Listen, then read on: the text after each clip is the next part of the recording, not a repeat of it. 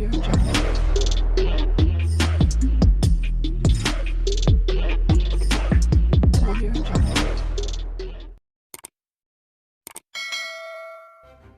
kasih karena memilih channel ini. Sebelum kita mulakan video ini, sila pertimbangkan untuk menekan butang like, share, dan subscribe, dan aktifkan butang lonceng Anda agar Anda sentiasa mendapat info-info percuma pada setiap hari dari channel kami. Dan tinggalkan komen Anda karena komen Anda amatlah dihargai. Terima kasih.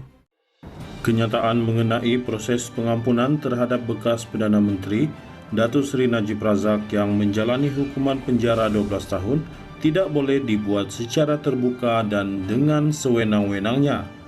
Menteri Wilayah Persekutuan Datuk Seri Dr. Syahidan Kassim berkata kenyataan membabitkan usul pengampunan akan dikeluarkan apabila tiba masa yang sesuai. Saya juga ahli majlis berkenaan, akan buat yang terbaik.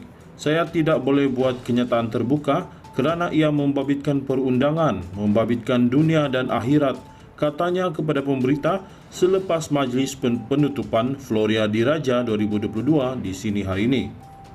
Syahidan berkata demikian ketika diminta mengulas mengenai usul untuk proses pengampunan terhadap Najib.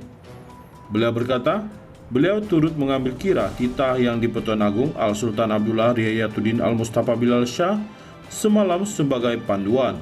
Semalam media melaporkan Al-Sultan Abdullah Riayatuddin Al-Mustafa Bilal Shah bertitah kuasa menghukum dan memberi pengampunan tidak wajar digunakan sewenang-wenangnya kerana ia bakal dipertanggungjawabkan pada hari kemudian.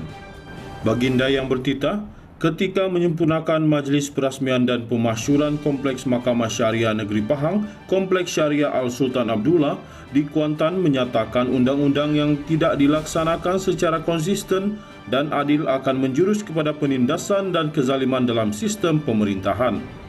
Sementara itu, Syahidan turut mengecam tindakan bekas ahli Majlis Kerja Tertinggi MKT UMNO Datuk Lokman Nur Adam yang dikatakan melemparkan tuduhan liar serta tidak berasas terhadap naib Presiden UMNO yang juga Perdana Menteri Datuk Seri Ismail Sabri Yaakob.